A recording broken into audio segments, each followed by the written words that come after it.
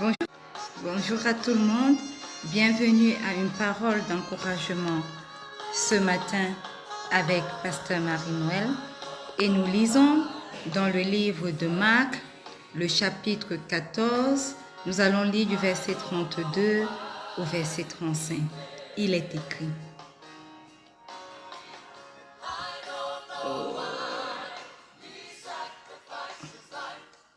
Ils allèrent ensuite dans un lieu appelé Gethsemane, et Jésus dit à ses disciples: Asseyez-vous ici pendant que je prierai. Il prit avec lui Pierre, Jacques et Jean, et il commença à éprouver de la frayeur et des angoisses. Il leur dit: Mon âme est triste jusqu'à la mort, restez ici et veillez. Puis, ayant fait quelques pas en avant, il se jeta contre terre et pria que, s'il était possible, cette heure s'éloignât de lui. Il disait: Abba Père, toutes choses te sont possibles. Éloigne de moi cette coupe. Toutefois, non pas ce que je veux, mais ce que tu veux. Alléluia. Bien-aimés, nous voyons ici Jésus dans le jardin de Gethsemane à quelques moments de sa mort. Alléluia.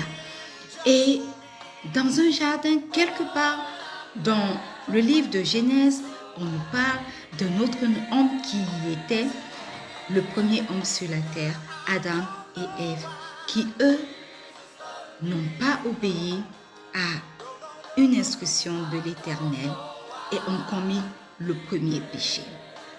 Alléluia. Et nous avons ce deuxième jardin qui est le jardin de Gethsemane, où se trouve Jésus qui cette nuit était dans l'angoisse. L'angoisse parce qu'il savait que dans quelques heures, les péchés de tous les hommes seront chargés sur lui. Il deviendra péché et que la colère divine justifiée serait sur lui parce qu'il se chargerait des péchés de tous. Lui qui n'avait jamais commis un seul péché. Alors, il était dans l'angoisse. Dieu allait le faire pécher pour le châtier pour tous nos péchés. Alléluia. Il était très angoissé et il criait à Dieu.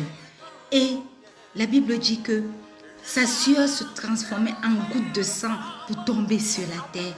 Et la Bible dit encore que pendant cette période, un ange est apparu pour le fortifier dans cette épreuve. Alléluia.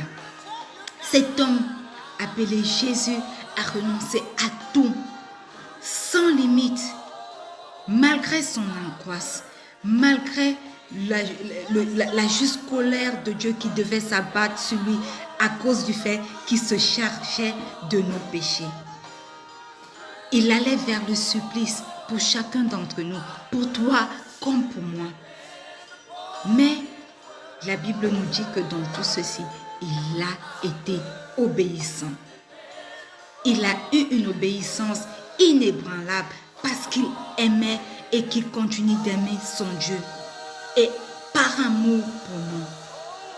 Alors deux jardins, deux personnes, un qui a désobéi et l'autre qui a obéi jusqu'à la mort, malgré qu'il n'avait pas péché. Tout ceci nous permet de comprendre combien obéissant est la bénédiction. D'ailleurs, le Seigneur dit dans sa parole qu'il ne prend pas plaisir à nos sacrifices, il prend plaisir à l'obéissance. Lorsque nous obéissons à ses instructions, lorsque nous obéissons à sa parole, lorsque nous obéissons à ses préceptes, il prend plaisir à cela.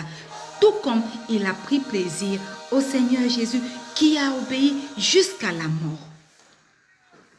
Et il a été élevé à cause de cette obéissance au-dessus de tout. Son nom est élevé au-dessus de tout. Et aujourd'hui, à l'évocation de son nom, tout genou fléchit et toute langue confesse qu'il est Seigneur. Et nous, aujourd'hui, nous sommes réconciliés au Père à cause de cette obéissance. Nous, aujourd'hui, nous pouvons avoir la vie éternelle à cause de cette obéissance. Alléluia. Alors ma parole d'encouragement pour chacun d'entre nous aujourd'hui, Si nous sommes chrétiens, cela signifie que nous sommes des poursuivants de Christ. Soyons obéissants à la parole de Dieu. Obéissons à Dieu. Obéissons à ses instructions. Ne choisissons pas tel verset pour obéir et d'autre part lorsque ça ne nous arrange pas. Soyons obéissants à Dieu. Shalom.